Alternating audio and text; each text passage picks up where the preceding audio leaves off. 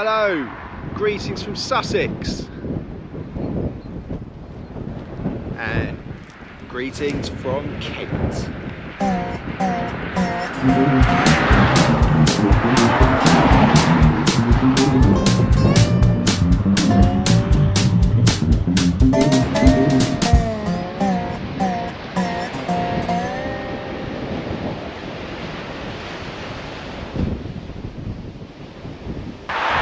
So today we're down right in the southeast corner of England, right by the English Channel.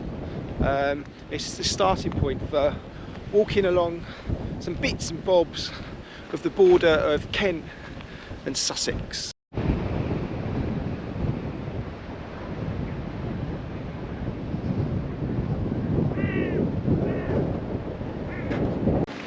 These days the county of Sussex is divided into East and West Sussex.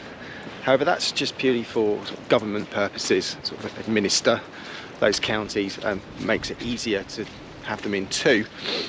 Sussex is pretty vast, but for us we're just literally concerned with the county of Sussex as a whole.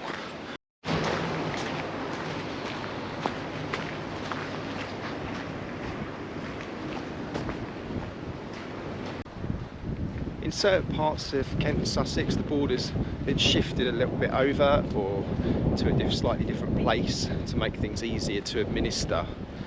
But I guess what we're going to look for is the traditional borders. They're usually the more interesting bits to look at and have a lot more history.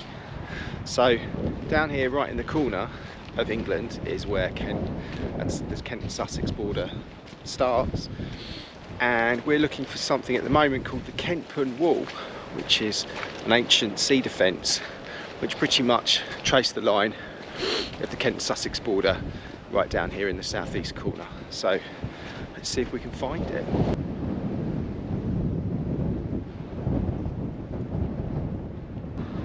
This part of the country is called Romney Marsh. It's very flat, very windy, pretty cold, although even though it's it's a beautiful winter's day. But yeah, it's very atmospheric. The sort of place you can imagine people shooting music videos.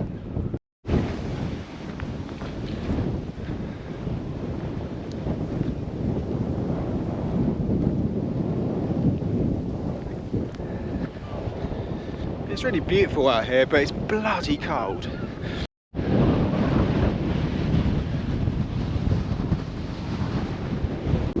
So for most of the counties in England, the borders were actually settled well over 1,000 years ago. So for example, Kent and Sussex, the border between these two places has been around since, well, way back around sort of 700 AD mark.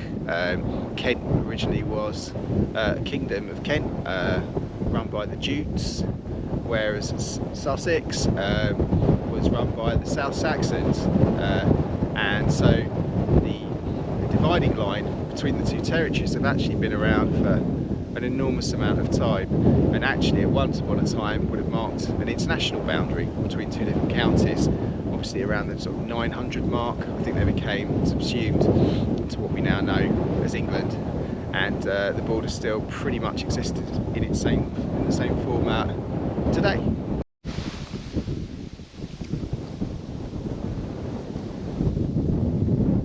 I've actually found some really good information about the border down here. So apparently it's pretty much in the same place, the historic border at least, the same place as described in a charter by the Kentish King Ethelbert in AD 741, where he says Bishop's Wick as far as the wood called Rip and the bounds of Sussex. He's describing there where the Kent territory is. Bishop's Wick is marked on modern maps as the Wicks apparently, and the wood called Rip is marked now as Mid-Rips, and the bounds of Sussex is coincident with the Kent Wall, which is what we're trying to find now. I'm hoping it's coming up shortly. It's really something being out here. Romney Marsh is well known as being sort of one of the only kind of wilderness areas of southern England, or at least southeast England anyway.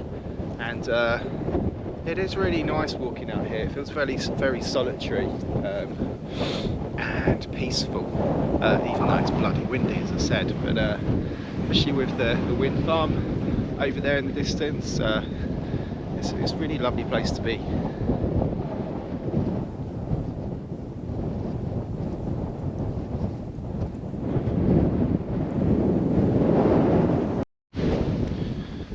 Just doing some crude maths in my head.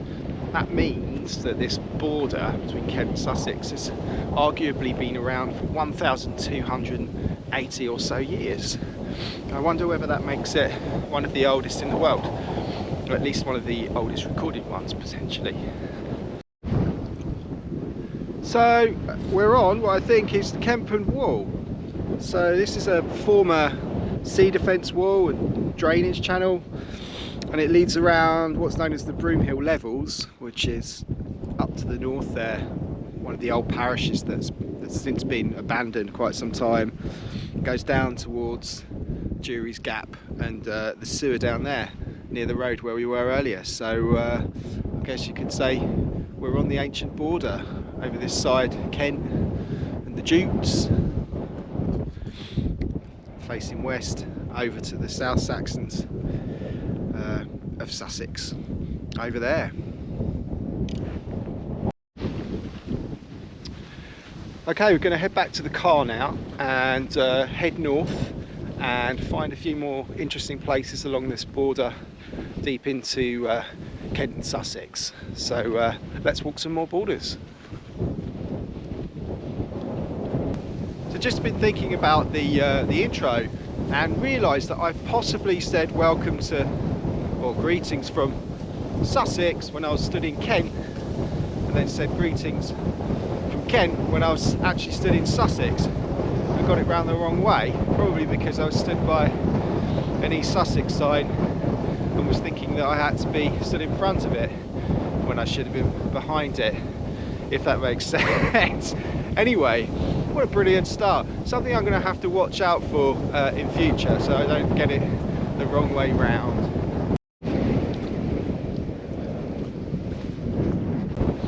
Anyway, another quick thought. This is obviously a wilderness comparable to the sorts of things you get in Russia or Australia, Canada, places like that. But still, bloody hell, it's nice to visit, but I'm not sure I'd want to live out here.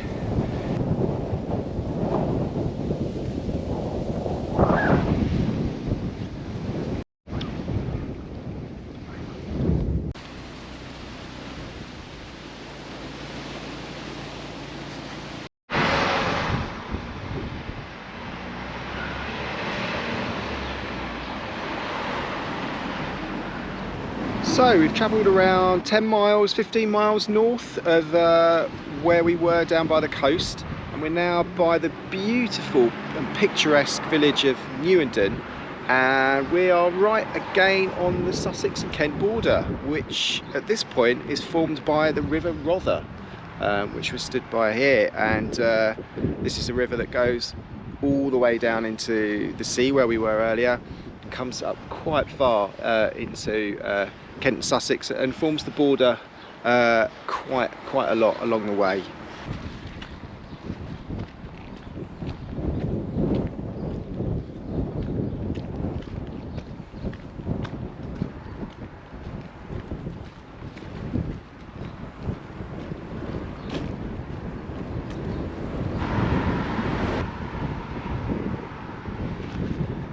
Still pretty marshy around this part of the world, although I don't think we're in the Romney Marsh area now.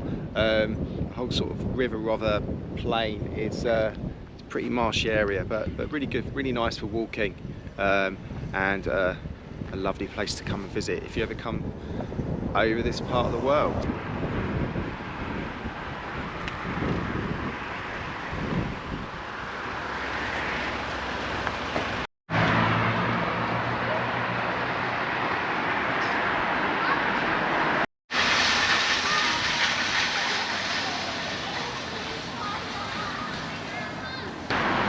So, a few miles further north and just pitched up in the beautiful and picturesque village of Lamberhurst, which is actually in Kent these days. Nearly got run over there, thank you. But originally, it actually straddled the border between Kent and Sussex. So I'm at the bridge over the River Tees in Lamberhurst, and this actually originally was the border between Kent and Sussex, which Lamberhurst was right on top of. So in 1894, the border was moved, I think a mile or two south, so that Lamberhurst is completely in Kent now and not in Sussex at all, but the historical border, the original border, is here where the river is. So a bit more on 1894, so it was the Local Government Act. So basically stated that any parish that lies between or within two administrative counties, that the parish should be wholly within one administrative county, I guess for convenience of running the town and administration and so on. So poor old Lamberhurst was removed from Sussex and plonked firmly in Kent. I have been told though that the finger post on the village green is actually in the Sussex style, meaning there is still some remnant of Sussex in this village here.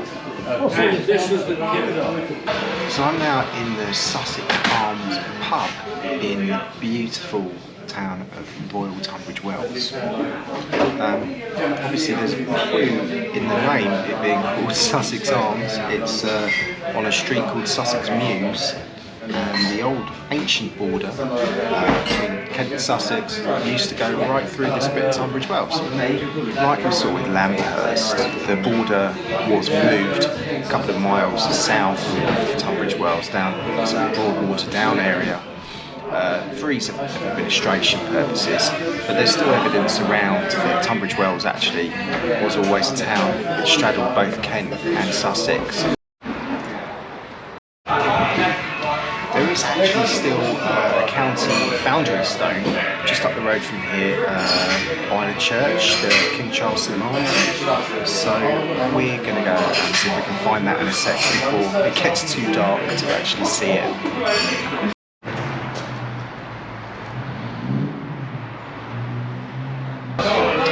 So an ancient watercourse called the Grand Brook used to form the border between Kent and Sussex in Tunbridge Wells, flowing in a westerly direction just south of the Pantiles, the beautiful shopping street that we saw earlier. The watercourse now is underground, you can't actually see it. The Corn Exchange building that we saw earlier in the Pantiles was actually built back in 1802 and was the Tunbridge Wells Theatre when it was first opened. As it's built over the Grand Brook waterway, that essentially means that the border between Kent and Sussex goes right through the building. Essentially that meant that if you were an actor acting on stage, you were in Sussex, and if you were an audience member watching the performance, you were actually in Kent.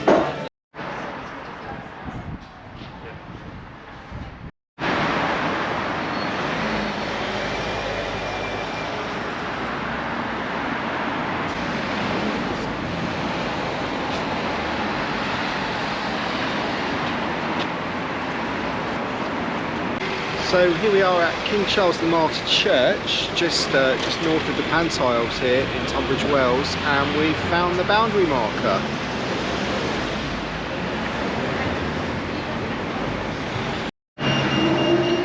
So hopefully you can see that okay. We've got the Kent two ancient parish boundaries there that are in Kent, and then in that wedge in the right hand corner shows where Sussex begins, still right in the middle of Tunbridge Wells.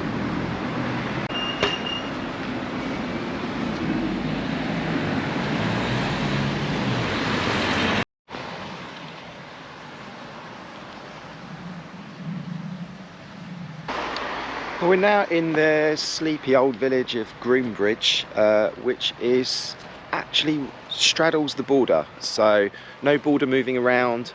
Part of Groombridge is in Kent and the other part is in Sussex, East Sussex, and the border is actually a little river called the River Grom, no doubt related to the Grom Brook that we talked about, that's in Tunbridge Wells. And let's take a look in a second at the border itself.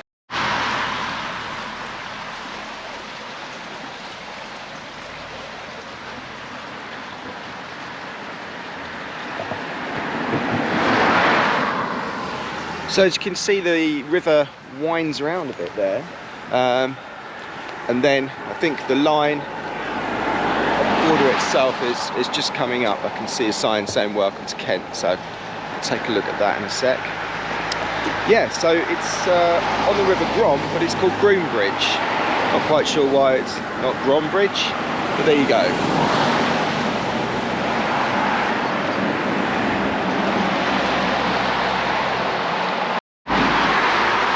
You may have noticed on the Groombridge sign, village sign that I just showed you a minute ago. So there were depicted both the flag or the emblem of Sussex and the flag of Kent. So Kent, the white horse, known as Invicta, and the Sussex flag, which has the birds on it, which I believe are martlets. So Groombridge always been a place that straddles both Kent and Sussex.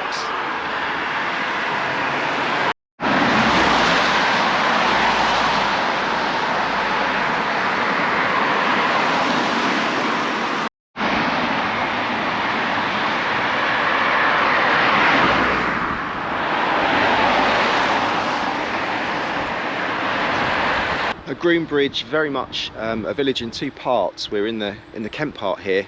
As you can see, it's quite old, has a lovely little village green, pub, and church behind me, and I believe this is often referred to as Old Groombridge, and back over the river on the Sussex side is referred to as New Groombridge. Let's go and take a look at it.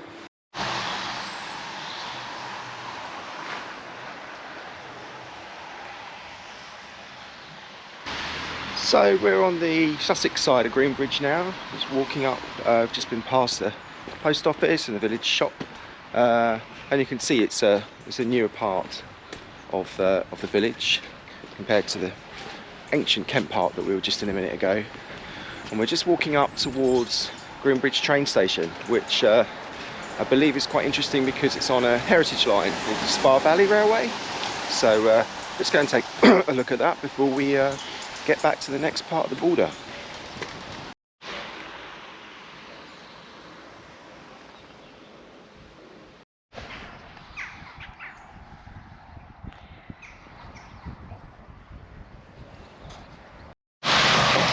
So this lovely old station is Groombridge station, and it's on the Spa Valley Railway, which is a heritage railway that runs from Tunbridge Wells west and then goes to High Rocks, Groombridge and Erridge, where it links with the Oxted line, so the internet tells me, and crosses the Kent and Sussex border along the way.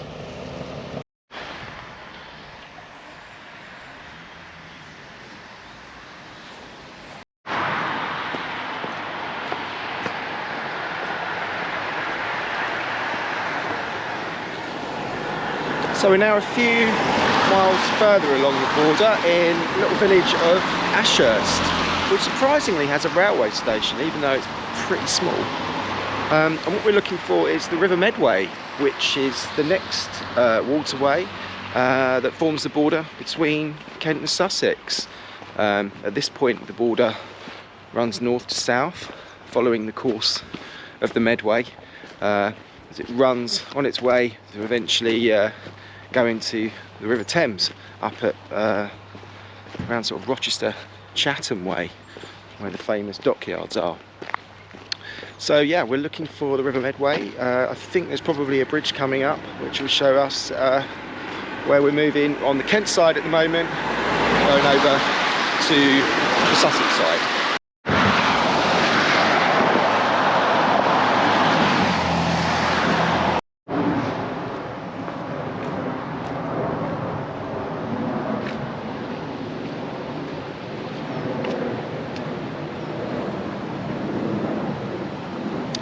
So there's a River Medway and the border between Kent and Sussex again. You might have been able to spot there further up, there's a weir, and apparently there used to be a couple of mills here as well, but they've since closed down, as these things tend to have done over the ages. Just crossing back over to the Kent side again of Ashurst, so pretty much coming towards the end of this border walk. We've got one more point to reach. So join me there. I'll see you soon.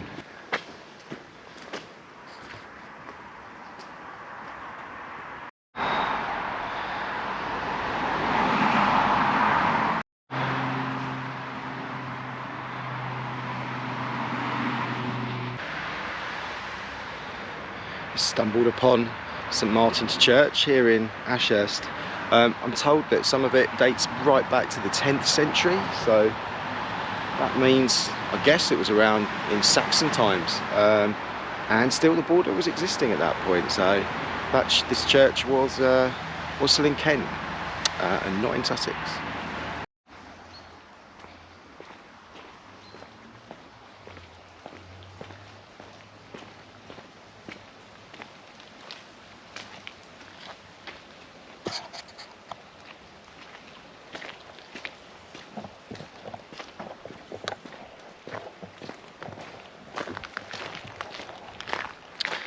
So we've come to the end of the Kent-Sussex border walk. Where we are here is somewhere very near the tri-point where Kent and Sussex and Surrey all meet. Now, in certain places in England where these tri-points exist, there are little markers, and sometimes there's maybe a little structure sort of showing where you're in one county and where you're in another. I don't think there is one here, unfortunately. I'm looking around through this forest, but I'm not sure there is. There certainly isn't any mention of one on any maps. Also, where I would like to walk in, unfortunately, it says private property, no access. So I think it's probably a good idea not to cross over. Anyway, that's a good place, I think, to end this border walk. It's been fun. We've covered a lot of miles and we've seen a lot of really interesting spots. Where I am now is absolutely gorgeous. I might have a little stroll around and investigate the forest a bit anyway. So thanks for watching. I hope you've enjoyed it, and please consider subscribing if you like this sort of content. I'll be making a lot more of these sorts of videos over the coming weeks and months. Toodaloo!